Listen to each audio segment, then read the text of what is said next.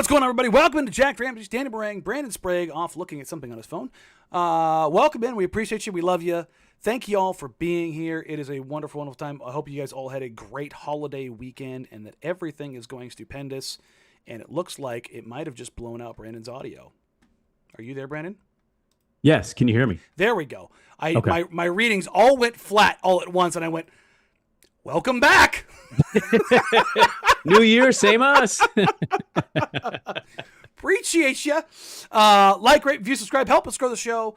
Do all of the things. Share us with your friends. Share us with your family. We hope that you, during whatever holiday period you had, you gave the gift of Jack Ramsays. Yes. I hope everybody was able to share. Have a good and safe holiday. Got things you needed or wanted and able to give people things they needed and wanted. It is good to be back, Danny. Did you do anything special? If by special you mean I was kept away from sports during Christmas Day, then yes. You didn't get to watch any NBA or NFL? It was tough task. Not for about 7 hours. It was, so my Why? in-laws, whomst I love, are very traditional. Like, everything turned off. The TV is turned on, but it's turned on to a fireplace. And yeah, that's the look that I had. I was like doing this on my phone.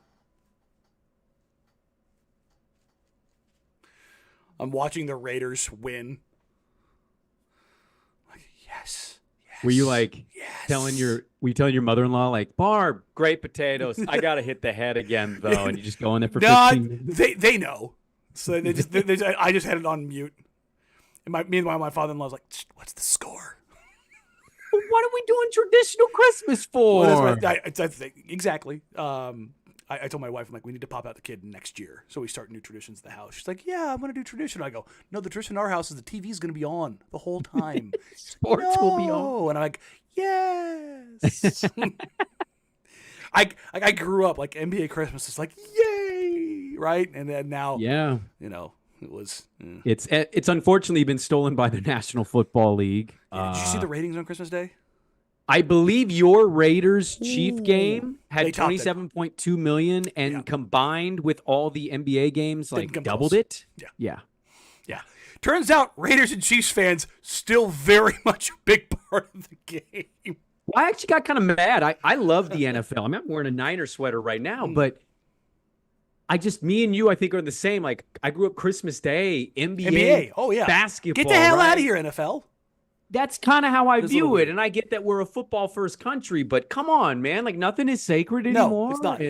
I had to do a little note because I now have this Blazers hoodie, and I have not – I think this is the first piece of team gear that I've gotten since I did Outsiders. Mm-hmm. And I do try to avoid wearing team gear because I cover the team. When I was doing Outsiders, it's like I'm not technically an employee of the team, but I am. But you're on the network, and I mean, I want to be totally fair. The Blazers sent me a ton of stuff. Like they hooked me up, and I was always incredibly thankful for it. Like I would get a box full of gear every year, and I thought that was absolutely awesome. But with all of that, I've tried to kind of avoid that. And was it Friday? I had. Did you see the Jordan brand Christmas sweater I had? Yes, I did. Yeah. So I got another one. Somebody else gave me the tan version of it. And I ended up having a kid run into me with an ice cream at the arena. Did you murder the kid? I wanted to. And I mean, I just stickied up the whole shoulder. Oh, went to the dude. bathroom and I tried to rinse it out. So I had this giant wet spot on this tan shirt. Dried it out, came back. No, it was still sticking to me. And I'm like, we know what that looked like. It was bad. Yeah. But it was dark. It was a dark spot. It was just, okay. So, but it was nasty. It was like matting the wool together. You got to take it to the dry cleaners when that happens. There's no saving it. Mm. So I was like, well, crap. All right. So I was like, I have a decision to make. I can either look like the dirtbag radio guy with a nasty, sticky ice cream sweater, which is a viable option. Everybody would be like, nah, it's dirtbag Danny. All right. Right. Or I can go up to the team store and be a media guy wearing team gear. And then the shirt stuck to me one more time, and I went, team gear it is! You know what, though? You went kind of nondescript team gear. Honestly, I went for the most, like, low-key thing I could find. And I was hoping, so this is just the dry fit hoodie. I actually have the sweats to match this that are not the team ones. It's like I actually have the exact same set. But I was wishing they had the so the team issue only. They have this same design, but it's in tech fleece. I'm not a tech fleece guy. Really? I know. Yeah, it's all Anthony Simons wears, by the way. No, I know. He has 40 different versions of tech fleece. It's him insane. and Giannis, they love tech fleece. Ant has a special. So Ant's doing so good now. He's a Nike guy that he has some special Nike tech fleeces. Yeah, but I'm very weird. proud. He was very proud of them the other day. What I'm telling you is I'm weird, and I'm like, I don't like layers. Like when I put a sweatshirt on, even like this sweatshirt, I like put it on and I have to shake it on because I hate the feeling of covering my body with layers. And tech fleece, the inside of it is not I love this. So it's not it's not as soft, and it just I don't know. I'm always uncomfortable when I wear tech fleece. So you're a weirdo about this. I'm a big weirdo. Are you t-shirt underneath or no? I have a but it's like a minimal thin t-shirt is what I will wear. I didn't know if you're one of those sickos who's like just wears hoodie with nothing underneath. No, I'm not quite that bad. Okay. But I am very picky of what I put on my skin. I'm like weirded out by it. I don't know how to explain it. But hey, we're back. It's 2024. Sorry, minor squirrel moment there. That's okay. That's what the podcast is about, is those squirrel moments. I did want to kind of bring something back. We got a mailbag to get to today. We got some trade stuff to dive into today.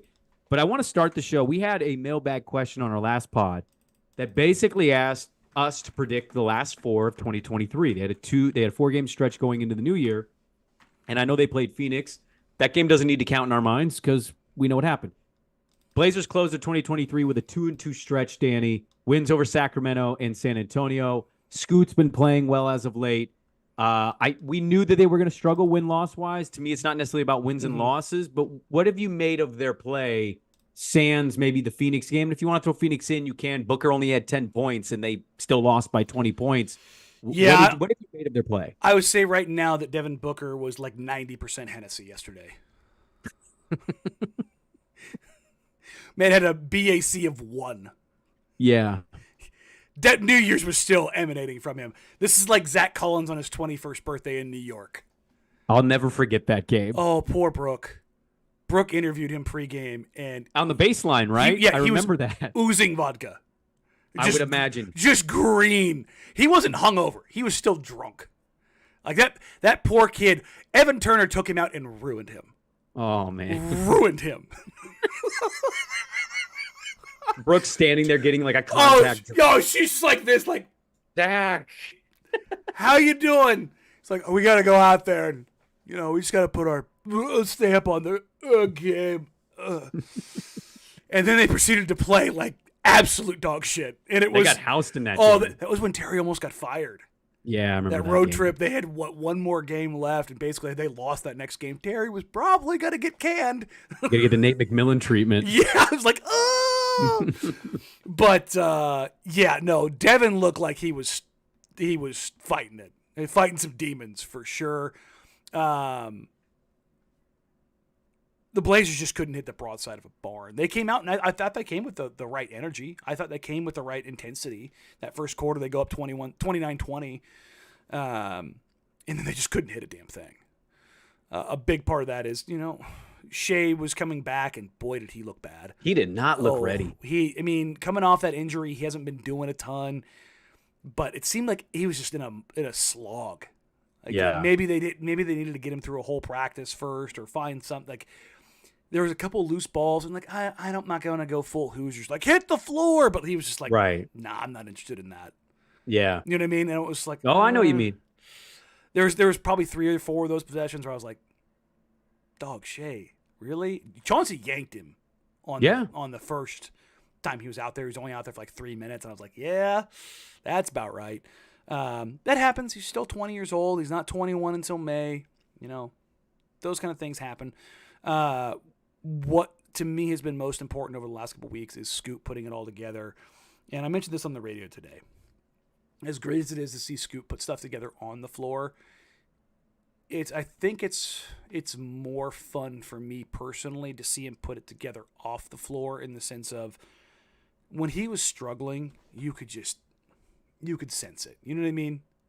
You could see he was trying to be like, yeah, it is what it is. It's a tough night, but I just got to put the work in. Put the work in. He just kept saying, put the work in. Like every time we had talked to him on record, it was put the work in. The work will show. And it was like, that's true to an extent, but brother, you were 19 years old. Yeah. It's okay. Like, allow yourself to have that, like, I don't know, that vulnerability. Isn't that hard? I think it's hard. It's super hard to have it, but I also think he's got a super advanced EQ. Like, I think he has that. And that's what kind of makes him special in the interviews, and his charisma and his ability to project that confidence. And you started to see a little bit of that as his confidence started to come back. I'm not going to go into what he did or didn't say off the record, but you could just see him starting to show a little bit more. And it was like, there it is. There it is. Like, there's that confidence. And you started to see it come up in his play. That pass to Matisse. Unbelievable dime. Oh my God. I screamed. So did I. I was on my couch. Like, Gunderson and Hyken, I was in between both of them. We did the, like, hands across each other. Oh! Kind of a thing. Where it was just like, that pass was batshit crazy. Like, that's basketball savant. Like, that's Zach Galifianakis processing the numbers shit in real time. Yeah, doing the math. And it was just like, yo, he broke the matrix right there. I don't oftentimes, Danny, watching games, I don't oftentimes feel the need to do my worldwide wob. But, like, I was so struck by that pass. The helicopter was spinning. Yeah. I was like, where's the remote? And I rewound it, and I'm like, I had my phone next to my TV. I'm like, I got to watch this again. Yeah. And I just rewound it, recorded it. I'm like, I got to put this out in the universe like that.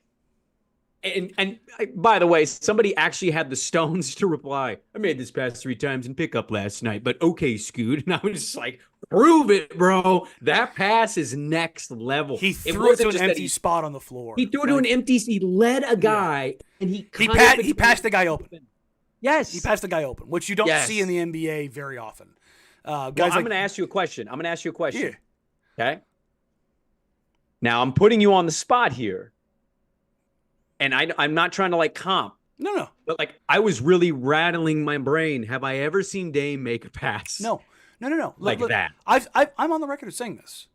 I firmly believe Dame is the better player by Sure. galaxies. Yes. No, I'm not getting into the debate here. Pass specifically. The thing that Scoot has, the special it, and we talked about this when we're like, he would go number 1 in other drafts. This is why. He's a special creator as a passer. Right hand, left hand, on the move, on the bounce, live dribble. He is a very creative passer. Now, can he elevate to Luka, LaMelo, Jokic, Trey? Like, those are LeBron. Mm-hmm. Those are your 5 best passers in the NBA right now. Like, not only can they make every pass, either hand, on the move, in traffic, they have a savant-like idea and feel for where to go with the ball. And over the last 2 weeks, you've seen Scoot throw more of those passes than he threw the rest of the season. Yes. He's thrown some hook passes. He's thrown some, like, pull-up, one-handed rip passes. He threw a lob the other night that caught it was against Phoenix. He caught Baji off guard. Yes. Baji's like, oh, shit, lob? Yeah. And I think, like, he's starting to peel back the confidence of, like, yeah, I've got this in my bag. Comments are saying Tyrese Halliburton. Hallie's right there, too. Hallie's a great passer. Hallie's probably number 6 on the list. I would put him higher, but the other guys have been doing it longer. That's the only caveat I would have to that. Hallie's a very creative passer. Shout out Caitlin Cooper, who has highlighted Hallie kind of broke the matrix when he's very different in the sense that he makes jump passes basically more than anybody else. the thing you're not supposed to do. It's a huge no-no in basketball, by the way, to Yeah. be doing that. Like, and that's just who he is. He has to pass that way a lot. Yeah, exactly. And another comment here is from Aiden. This is the other pass I was going to make. That Scoots passed to Tumani in the paint against the Spurs, where he on the cut, it was like, okay, so we're just doing this normally now. Well, what I wanted to ask you though, like I was thinking about this too in watching these games, and I get guys like some of these games they're losing and they've been blown out a couple times. Like, okay, I understand that, but like in the developmental part of Scoot, like we all knew physically he was ready. And what's crazy is watching him put this together. Danny, like I watched him just straight steal the ball yesterday before they were getting like really run off the court. He just stood his ground. And I forget who it was, but they just dribbled right into him and he didn't move because he's so thick. Like he's bigger than most of these guys. He's 19 years old and he just ripped the ball away. He goes up court and man, when he moves physically, he looks like a 10-year vet physically. Mm-hmm. And that's the thing is he's trying to find like how to take that ability and translate it into like a useful skill. And that's what it feels like I'm watching is like a guy that it's like certain elements of it are clicking in his brain. Yeah. I asked him seeing that growth. I asked him the other night to try to get him to open up just a little bit on that. And I asked him I was trying to remember the exact question. What's something specific that you're able to see and recognize now that you weren't at the beginning of the season? And he's like, that's a good question. Let me think for a second. And he that's like Scoot has this thing that I think he wants to answer your questions very, very, very quickly. And when he slows down like that, it's like, okay, let me analyze this. Like even on the floor, it's kind of an issue, like where he moves too quickly. Taking that second and go, okay, let me analyze this and then give you something. And that's part of the maturation. It's part of what I was talking about, like that maturation through that of understanding, okay, I'm being asked this. Let me think about this in this way. And he thought about it for a second. He goes, kind of nods his head. When the defense is loading up, I'm recognizing when the defense is loading up to keep me from getting to the paint. And I followed that up with like, what does that mean to you? And he's like, well, I understand I need to do this instead of this. Mm-hmm. And like those are like the little things that I go, well, so what's changed? He goes, reps, just understanding reps, just seeing the coverages change. Like, huh? And that's, and I think I've said this probably 100 times now. Damien has told me countless times. It was not until year 3 that he knew what teams wanted to do to him and how to counter it on an active basis. Let me throw in there though. The only thing that surprised me a little bit, 19 years old. You've documented, it's well documented by you about like the history of the league with these guys at this age and like really what it means. They're just not good. They're just not good. Yeah. What surprised me just a little, an NC bit, is being in the G League for the 2 seasons. I just would have thought, even though it's the G League, little things like that would have maybe stuck out to him or made him a little more prepared for it. Again, I'm speaking maybe a little out of pocket here, but that kind of thing, I love to hear the admission on it. Mm-hmm. I love to see the development of it, but I'm a little surprised just to hear that just because he played in the G League. So I would have thought stuff like little NBA nuanced things like that maybe would have been more familiar, but it is a different league entirely when you go from there to there. It is, and because guys are coming and going all the time, you don't have the continuity. And I don't want to take away from G League because it is huge. But there is a sense of like, sometimes you just have to roll the ball out. And you just plan and kind of pick up basketball to a certain extent, right? So Hyken, let me give a quick shout out to our homie Sean Hyken, Rose Garden Report, does a great job. He has a really good piece on his website, rosegardenreport.com, a Substack, on Baji. And he kind of highlights Baji being kind of the beacon of the remix right now. And there's obviously we got some other two-way guys that have come and gone. You've got Chris and Ryan and yeah, but like he when you read it, my kind of takeaway was kind of what you just said there, of like there's an element of just straight pickup basketball because Jim Moran has flat out said like some nights I have guys, some guys I don't. And like so Sean and I were there on Saturday, and without Baji and without Duop, like they didn't have any bigs after George Condit. So it's just go out and play. Well, Mo Harkless is playing the 5, which was hilarious because. So, I love that Mo's holding on. By the way, in the G League, I hear the assistant coach, Mo, you're going in, and then I hear Jim go, you're at the 5, and I hear Mo go, shit.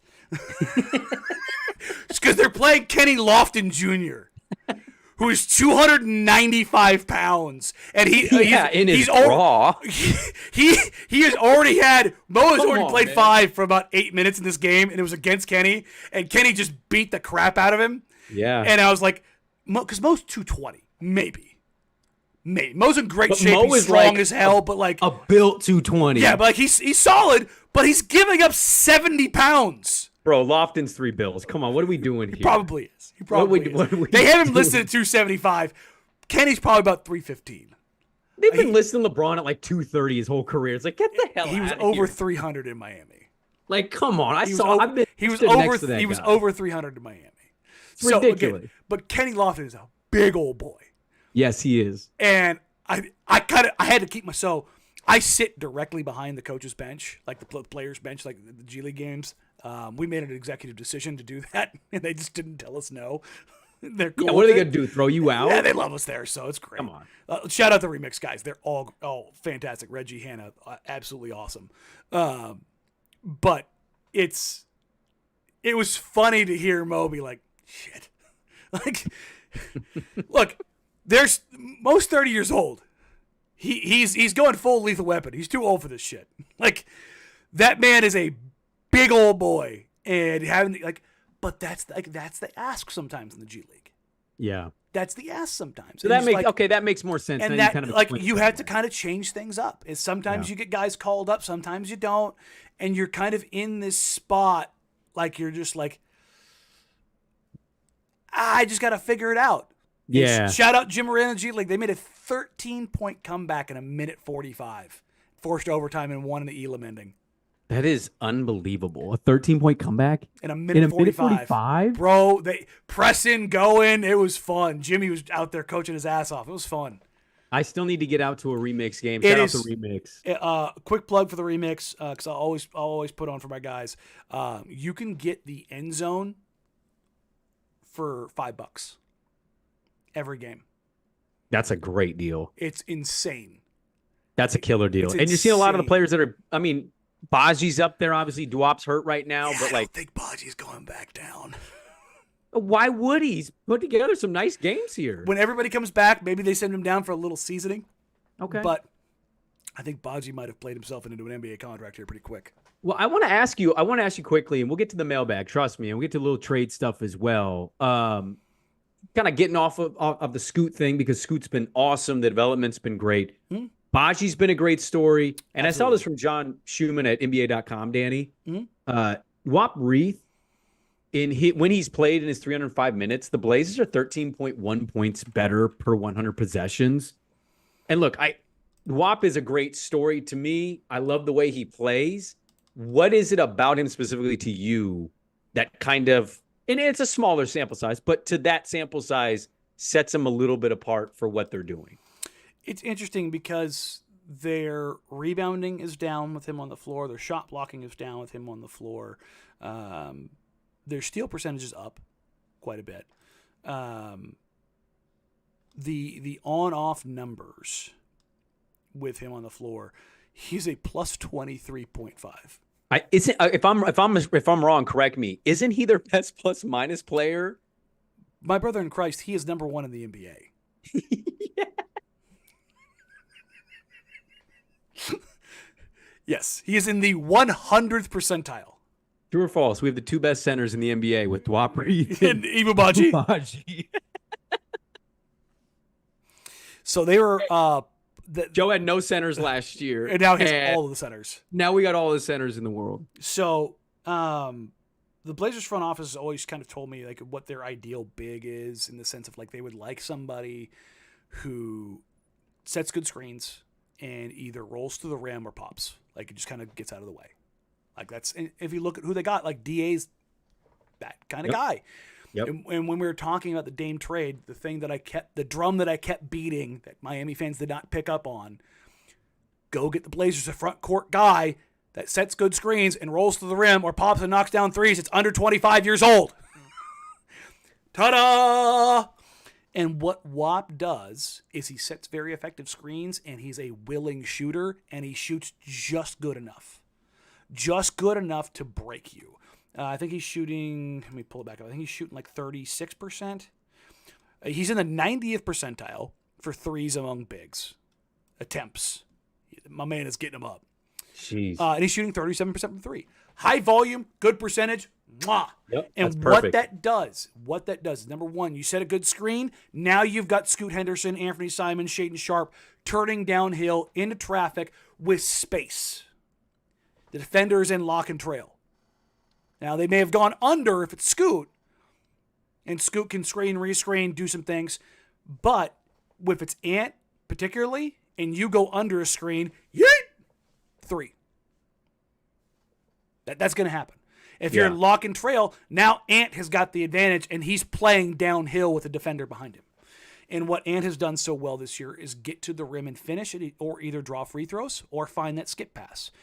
And because it's WAP and his ability, his gravity as a shooter, it does hold somebody back. He's like, shit, should I get out? Mm-hmm. And like that thing, that hesitation. Yeah, changes everything. That gives them that we've talked about this so much. This team is desperate for gravity. And WAP is a hard worker and a hard screener. And if there's anything in DA's game that I would like to see, him being a more effective screener. We see him do it in spurts, and you see what it does for the offense. Because if him being big and setting screens is a common thing, all of a sudden he's getting the ball more. It's very symbiotic like relationship. And with WAP, it's funny because he's listed at 6'11". WAP's about taller, shorter. WAP's about 6'9". Yeah, WAP's about 6'9".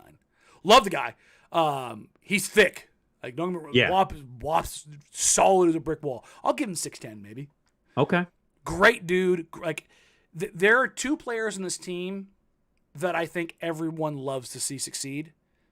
It's WAP and Baji. It's the two centers. They are genuinely two of the kindest humans you will ever come across. Yep. Like they're fantastic. And we haven't talked about this yet because we had the break. Did you see the clip I grabbed of Baji post game after the first Spurs game? When he had kind of the breakout where he said, Zach Collins better not come soft. Did you see what happened the next game? When Zach Collins went after him? Collins got blocked, and then Collins got another one, and Collins, flexed at him. He went at him 3 times in a row, and the third time he got him and flexed at him. And then Jabari Walker came down and punked him in his face. By the way, Jabari developing is a little bit of a thorn in the side of teams, like being a little feisty. Lamar has mentioned this on the broadcast. It's fun. I love it. And by the way, I think playing really well. Considering everything. It is, and that's kind of what this season is about, right? These little moments of development because they're not very good. Like they're on this road trip right now, and there's a very strong possibility they don't win a game. Every team they're playing is above 500 except for the Brooklyn Nets, and you're talking about OKC and Minnesota on a back-to-back, and they're number 1 and number 2 in the NBA. You're 0-10 right now. Portland is 0-10 on the road against the Western Conference. They open the strip up with back-to-backs at Dallas, who is, by the way, desperate right now because they've kind of floundered a little bit. So, they don't want to give any ground up. We don't know the status of Ant. We don't know the status of DA. You might, but I think for the most part. I'll just say this. DA was not with the team. He's dealing with knee tendonitis. There's swelling and stuff like that. So you want to make sure that stuff is okay before you join the team. I don't know if he's joined them yet, but I think that he might join them on this trip, and the same with Anthony. I think Ant might join them on the trip here in the next game or two. If it's not in Dallas, I would say it's probably going to be in New York.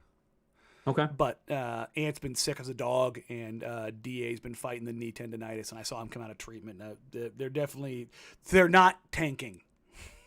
I'll say that. Well, I mean, they're not very good, but yes, it's they're not holding guys out to lose games. Yes. I will wager whatever amount of money you want to put on it. They were not doing that. Those guys were out because they were out. One thing I wanted to talk about with you, I want to mention, we don't need to dive into the actual trade. I actually saw your take. I was trying to What was funny is I was trying to limit the end of the year being on social media. I wanted to recharge, and then like New Year, let's get it going. New Year, then go ahead and jump into that toxic bath. I'm trying to like post and then get out. You know what I mean? Like, here you go, bye. Look, man, the making fun of Barry Jackson tweet that I had, I fired that thing off. Mute. I was gonna say you're probably still getting updates on it. You just don't know it. I don't care. That's great. Don't you care. Shouldn't care. New Year, don't care. But I saw your tweet, and I'm more curious because we agree on the trade, the OG Anunoby trade with Toronto, New York. RJ Barrett quickly, a second-round pick goes to Toronto. They, in exchange, obviously, the Knicks get OG, and they win their first game against Minnesota. And Precious Achua, which, by the way, that's not nothing. Dude, one of my best friends for the longest time wore a Tim Duncan jersey every day in high school, like every day. And I'm like, okay, you're a random Spurs fan. And then one day he's like, no, I'm a Knicks fan. And he never wore the jersey again. And like, I give it to him. He stayed with the Knicks since like 2006. But weirdly a Knicks fan. And he was mad that they gave up RJ Barrett. And I go, well, he's pretty good. And him and Hart at the same time, like defensively could be a nightmare. And you got Precious Achua. Like that didn't even register for him. I wanted to kind of pick your brain. You had mentioned something pre-pod because we had talked about this. And there's some tea leaves in the league that trades are going to start, popping up here. We're a month away. Mm-hmm. Malcolm, Matisse. I don't, you'd know better than me on the Jerami front. Like we got some vets on the team that people are wondering about out loud.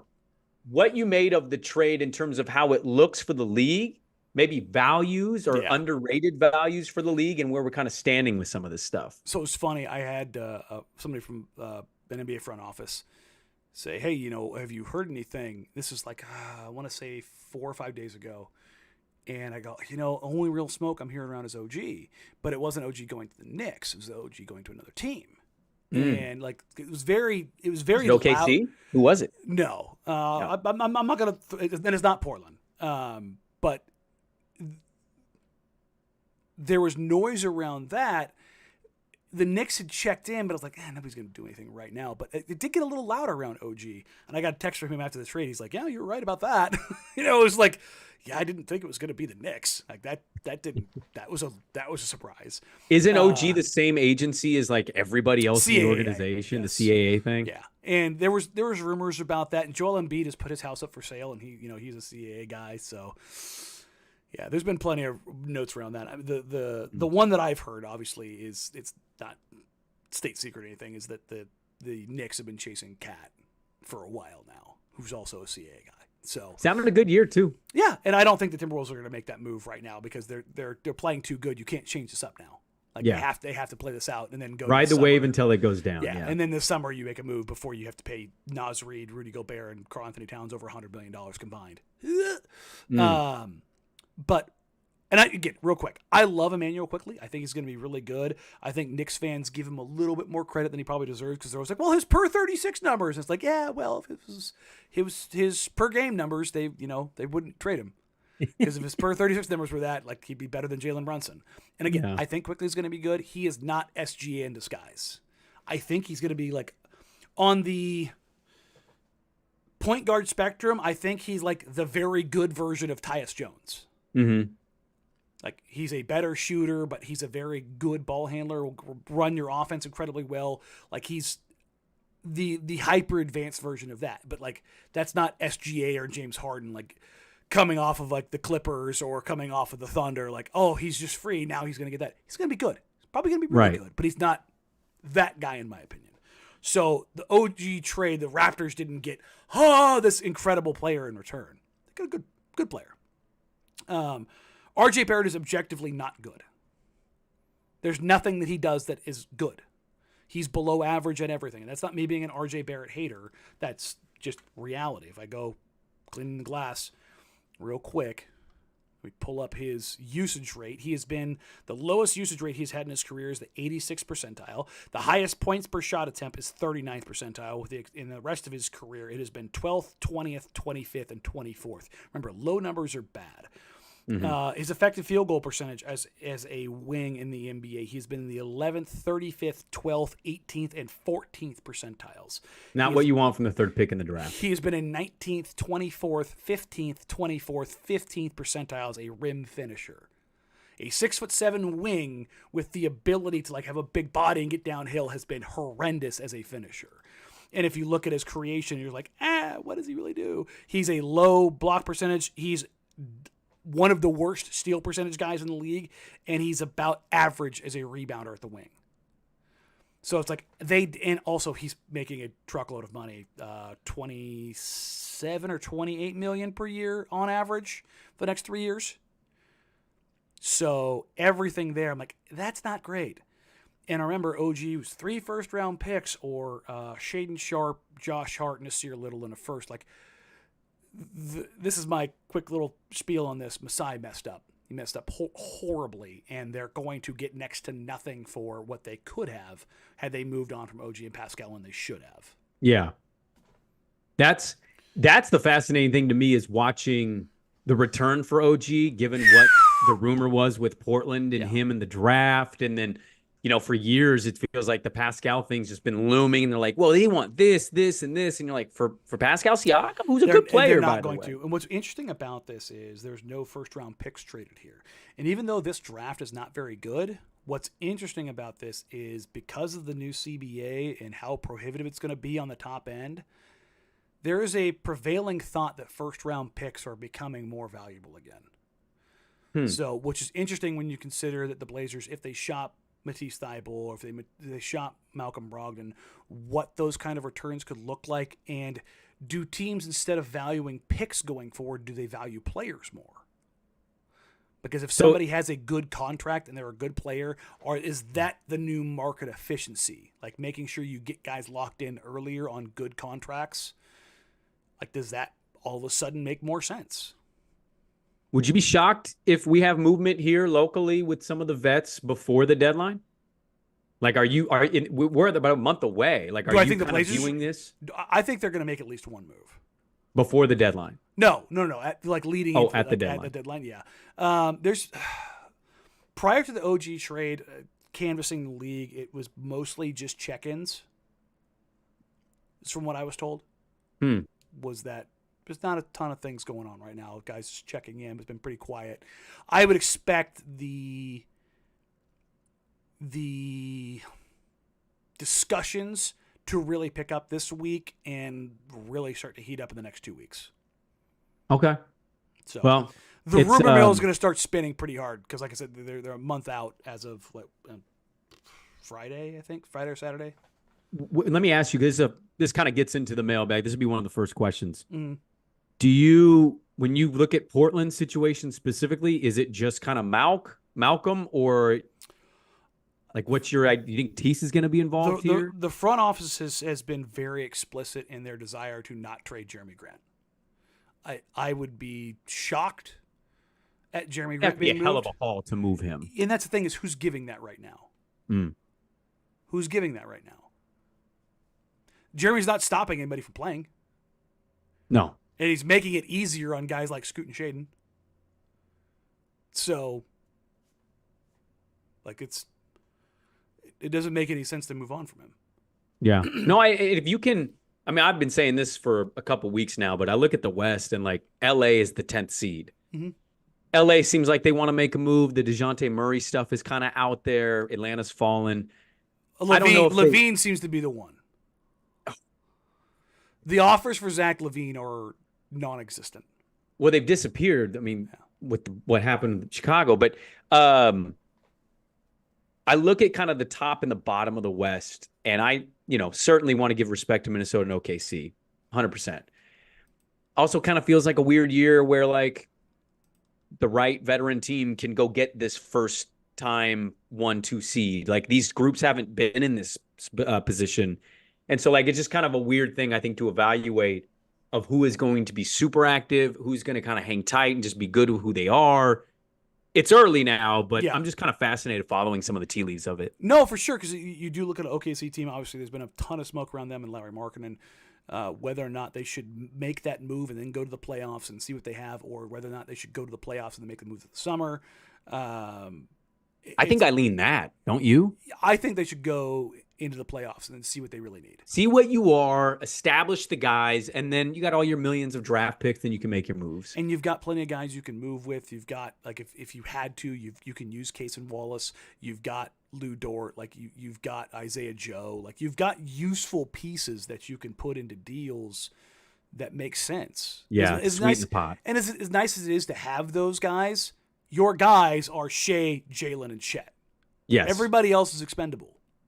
Like, that's Giddey. Yeah. Even if it didn't have the other stuff that's nasty around him, the shine has fallen off him for basketball reasons too. Oh, like 2 years ago, I thought he was the real deal. And like, he can pass, but that's apparently the only thing he can do.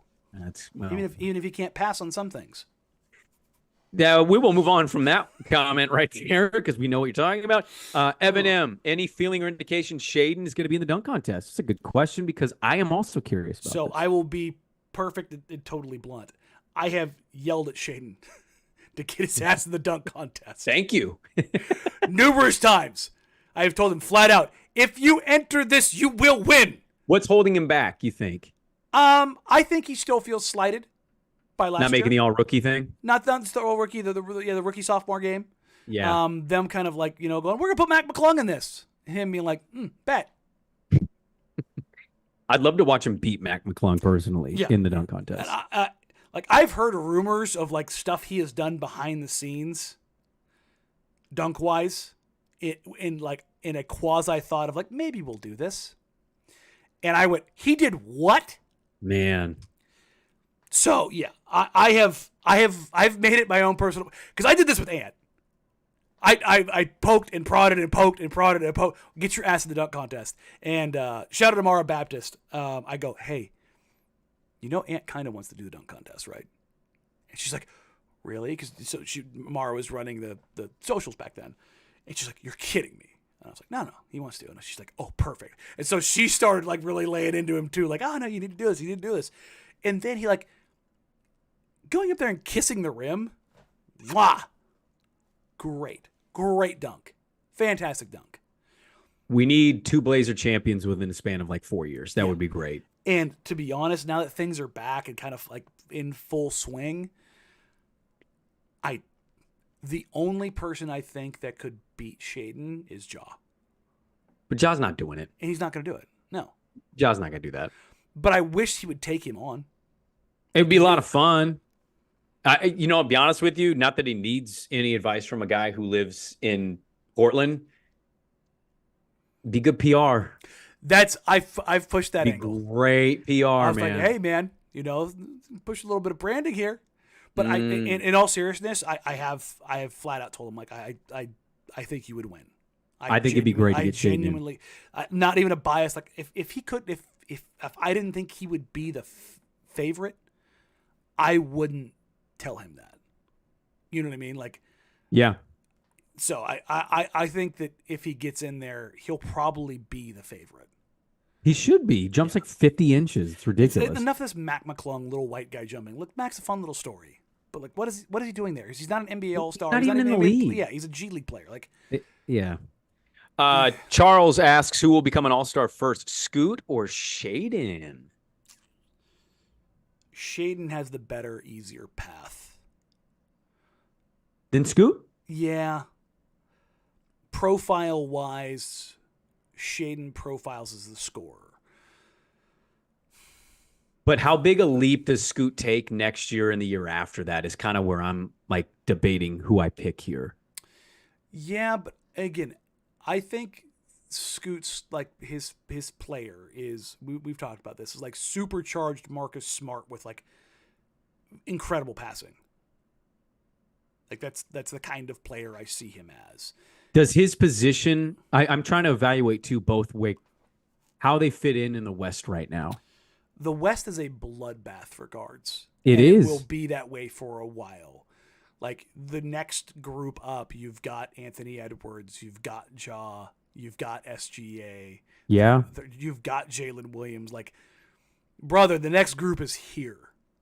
Yeah. To break into that, I think you need to put up some pretty special numbers. And unless Scoot becomes like more Chris Paul and he's a double-double points and assists guy, which maybe he is. If he's like a 19 and 10 kind of guy and the Blazers are good in 3 years, maybe. But I think Shea's game lends itself more to the Shaedon being like a 24 and 6 kind of guy. Sure. I think the other part of this, it kind of goes back to the first question too, right? Like, how much help does Shaedon do for himself by going and doing a dunk contest and wowing the world and winning it? And yes, I think that's a part of it. Like it helps elevate his profile. Just little things. This one from T Give. Even with guys in and out of the rotation and having so much youth on the roster, team is floating around the middle of the pack in defensive rating with some more reps and time to gel. Do you think this is a young squad? Do you think this young squad can mature to be a perennial top 10 defense? As currently constructed, no. Yeah. No. But they're getting there. They show glimpses of it for sure. Sure. The consistency. That's the thing. Is like, you see even 19-year-old Scoot. Like, you'll see a couple good plays, and you'll see him look around like, what am I doing out here? Mm-hmm. Oops. It happens. Like, I've seen people get, like, completely sideways about games or about individual possessions or this, that, or the other. And I'm not kidding when I said I have turned my brain off to that stuff. Like, for this season, it's just turned off. I am not holding guys to that standard. I'm just not. There's just too many things between injuries and young players and trying to learn things and trying to put things together. It's just I'm not at that point. Will I call those things out? Hey, we should probably you probably hope to see a little bit better than this. Yeah. But I am not. How dare this guy get roasted on this possession? It's part of the process. Part of the process is the young guys getting your ass kicked. Well, it's also like there's 82 of these, and this team isn't really that good, and they're really young. It's like hard to really get wrapped up on single possessions in one game, or multiple possessions even in one game. And yet, and I know. This one from Ryan Robertson. What do you think the long-term solution is at guard? Ant has to play. Scoot has to play. Baby Kobe has to play. Come next season, what does the team do? Nothing. By next season, nothing. Is Malcolm gone by then? Yeah. But beyond that, they're gonna have a whole other season, I think, before they make that decision.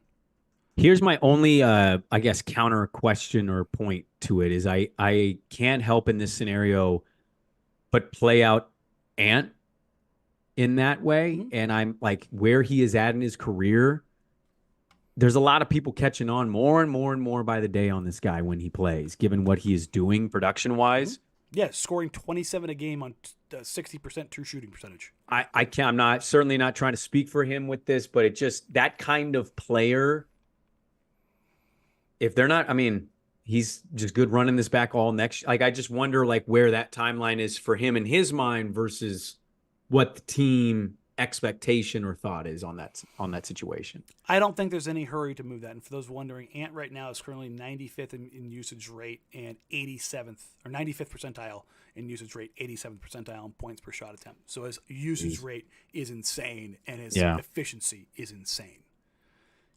When you look at his accuracy right now, he's about league average at the rim. He's in the 75th percentile from three.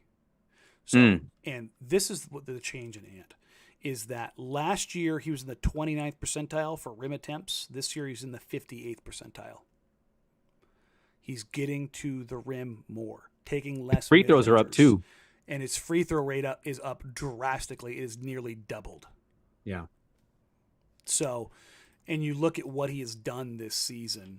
Let me reset my little tabs here.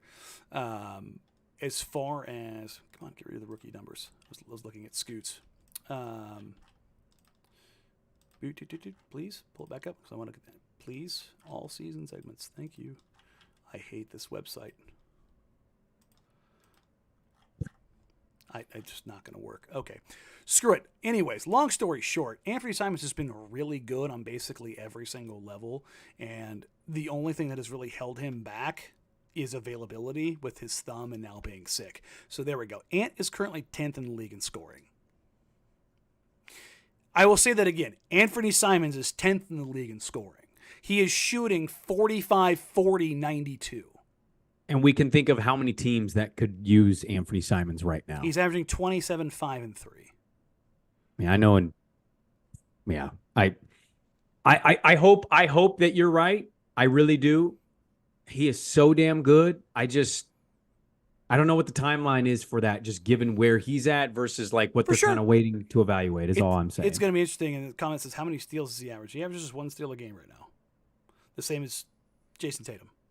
There you go. So, this one from Keegan. How do you think the growth of the young players has gone so far based on what you thought in the summer? Are we going to see more Murray and Rupert this season? And then he says, after the trade deadline. I believe so, yes. Rupert has been doing a ton in the G League. He's averaging 13, right? 13, 14 a game. Yeah, I think he's having a pretty good run. 44% from 3 on like 4 or 5 attempts a game. They've got him operating in pick and rolls. Like Jim Moran is putting him in positions to test his limits. He had a rough outing against the Delaware Bluecoats there on Saturday. Just a couple turnovers and just, stuff that happens. And I don't think the Blazers care about that because they just want to get him reps because he's starting to show stuff. He covers so much space offensively, defensively. He's really learning how to use his physicality. Where he avoided contact, and I talked about the game on Saturday because it's taken him a little bit of time to adjust to the American game, and he is now understanding the physicality of like how to use his body. He had a possession where he ISO'd above the break, hezzy tween. I mean, snatched a dude, drove, planted, reverse spin, bodied, switched, laid it up, and I went, oh okay. Because this dude was dribbling. Yeah, this dude dribbled the ball off his foot in Summer League. And it was like, there's a confidence curve that is taking place. So that's a real thing. Chris Murray has talked about playing in the G League, helping his confidence. Obviously, Ibu Baji. I got the video up from him after his kind of breakout game against the Spurs. His whole thing was like, now that I'm here, I need to find a way to stay up here. Yeah. So like, there's that motivation is real. And again, Baji's only 21 too. He's a little baby. But you take a look at where they are. This is, I know we always try to like downplay this, Brandon, but this is almost exactly kind of what we talked about. Yeah. It's almost exactly what we talked about. And Shea started to really show growth before he started getting banged up. I talked about Ant. I said, if Ant averaged 25 and 5 this year, it would not shock me in the least bit. I said, probably 27 and 5. It's literally what he's averaging right now. I know Scoot's numbers are pretty close to the same numbers we talked about. 13 and 5 was like, yeah, that's the world that you expect him to live in. And I think he might hit that. Remember I said if anything changes, I think it'll be the assists. Like, I think you'll see like a 13 and 7 change right now, right? On average. Huh? I think he's at 4 and some change on average. Yeah. For his last month now, in month of December, he's 15, 5 and 3. Yeah. On 40, 35, 85.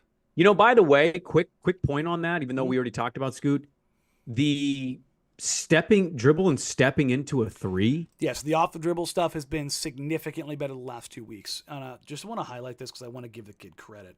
It's both credit. Yeah. It's both credit and lunacy. So I think Sean's reported on it too, but he's had a couple of poor shooting nights at home, and then after the crowd has left, he has gone back out there and like worked on his game. So he had a poor game against the Spurs the first night, shooting wise. And I think we'd already talked to Bari and Baji and a couple other guys. And I was looking around like, that's weird. Scoot must be getting treatment. Because sometimes when the guys come in later, they're usually getting treatment. He comes in, he is soaked. I mean, I'm like, oh, he must have been in the sauna. And he kind of plops down in his chair, and Jeremy looks at him because I'm standing there right next to Jeremy talking to him, and I'm like, "What are you doing?" He's like, "I got a workout in." I thought he went lifting. And I was like, "Lifting after the game?" Like, "Oh, all right, whatever. Like, good for you." There are some psychos in the NBA They are. like that's their regimen. Yeah. Myers used to do that notoriously. Myers used to, oh yeah, he'd go in there and he'd come in the locker room drenched and like yoked, and like, jeez, what were you doing? Which is why he looked the way he did. Nobody could ever say the guy didn't work. That's for damn sure. No. But he's like, "No, I got some shots up," and I'm like, "You got like 400 shots up?" Like, and it was one of those things where it was like, "Oh, he's crazy," and he has like. One of the things that I heard before the draft process is this kid works. Like, no, he really works. And I was told the same thing about Repair. Like, he's a grinder. Roops is a dude who's like, the folks in Australia, there's a couple of guys that, that worked in the NBA that work down there now that like, they were like, no BS. He's like a Kobe mindset. Like, he's a killer in the gym. At 4 o'clock in the morning, first guy. Like, Scoot has that mentality. And it was kind of funny because Jeremy and I are both giving him crap. Yeah, get those late night workouts in at 19 because that's going to stop here real soon. Because they were on a back-to-back. They're playing the Spurs the next night. It was like, Jeremy's like, "Bro, you can't be doing that. Yeah. You can't be doing that. Like, that's, you got 82 of these things, young blood. You can't do that." It's like, "I'll be all right." Jeremy and I looked at each other like, "Nice to be 19, huh?" All right. This one from Michael. By the way, we got a lot of questions here. I tried to condense some of these. A lot of like Malk, Jeremy. Like we've kind of already answered some of these. This is a good one from Michael. I want to put this out real quick, okay? Because you and I have been on this for God knows how long at this point. Jokingly, but like kind of serious. We're not built for this. When we talk about tanking or not being very good, the city's not built for it. We're the city of 22 consecutive playoff appearances, right? Like setting records. And even if we're not a real title contender, we still take pride in being in the playoffs and being in the dance. That has not happened now for them for a couple seasons. My brother-in-law is one of the biggest fans I know, like legitimately. And I asked him just the other day, I said, "How much longer could you go through what is happening?" And he looked at me dead honest and was like, "I won't be able to get through next season if this is what it's going to be." And that honestly surprised, like, Danny, I'm not trying to exaggerate, as big a Blazer fan as and like we're just not built for this kind of stuff. They're not, because the team has always been good.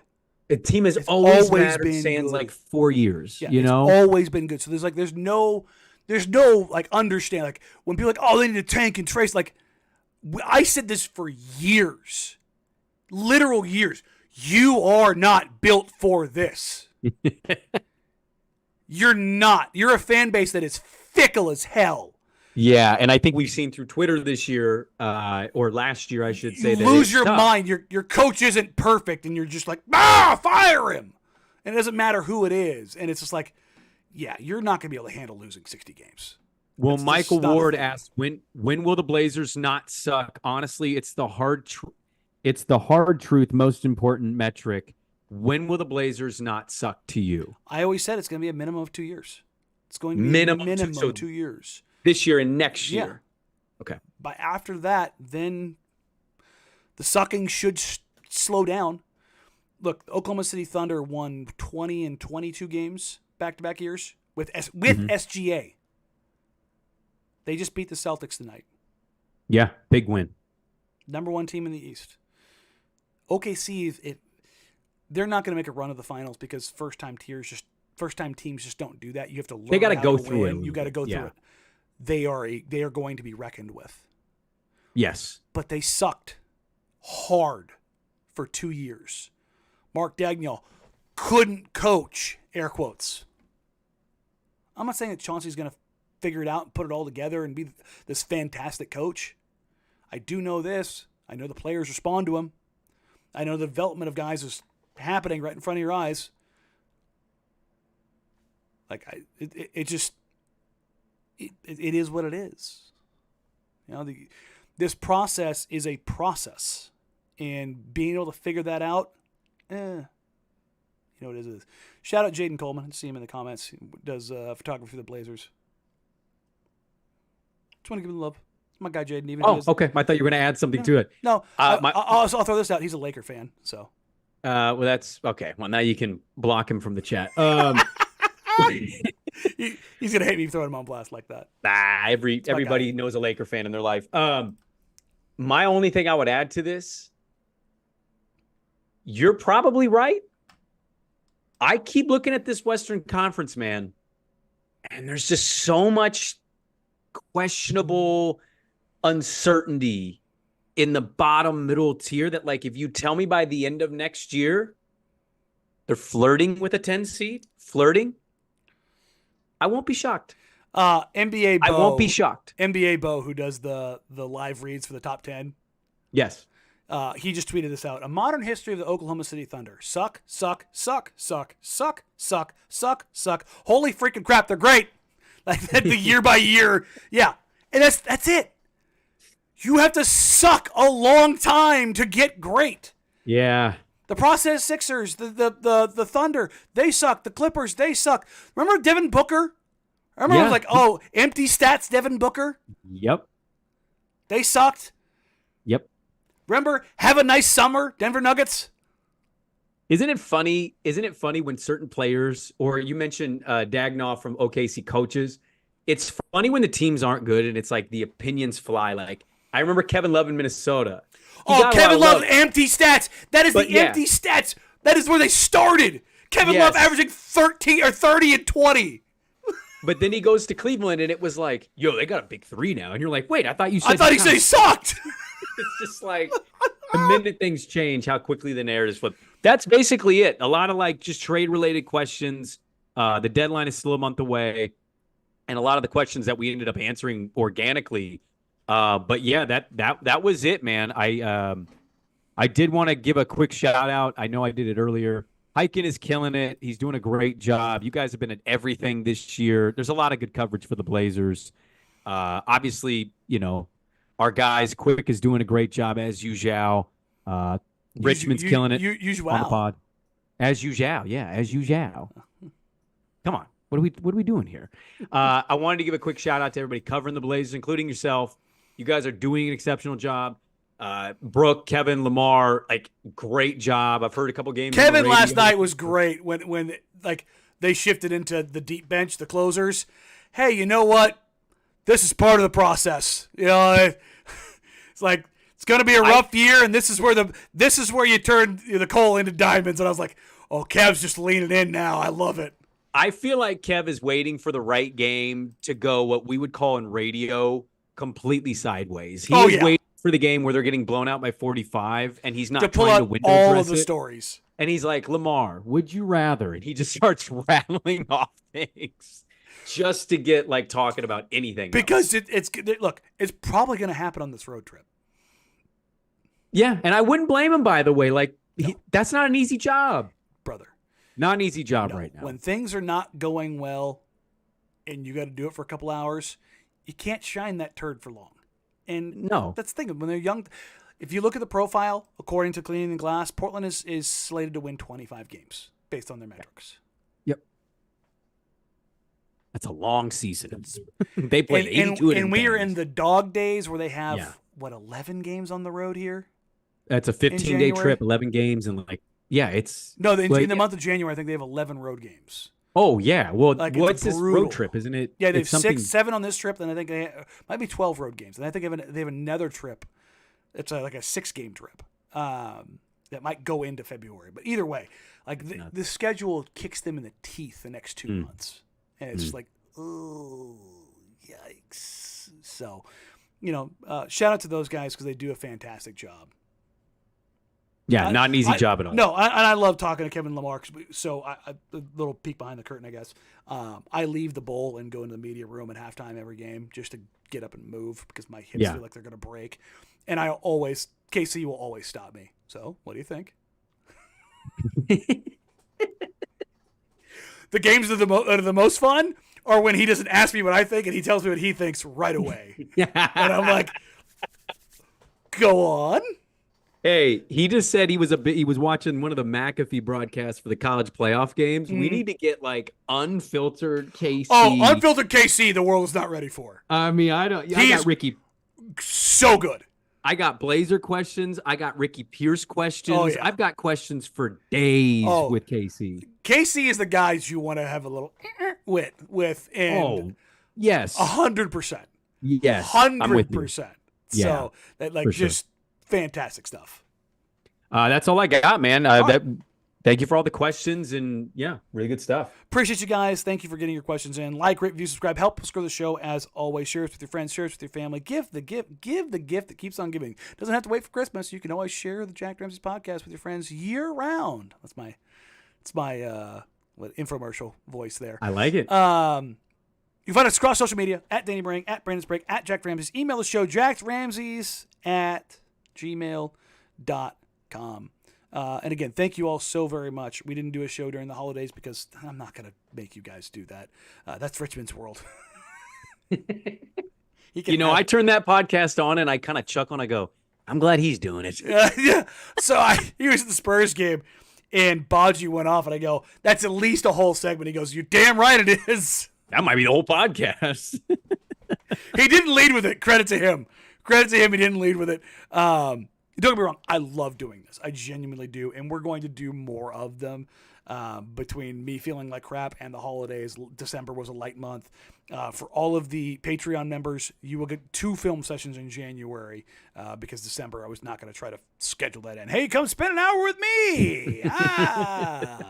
So that'll be coming up. We will have Casey Holdall joining us from the road on this road trip. Shout out C-Hole. C-Hole will be joining us for sure. And probably one of the kids.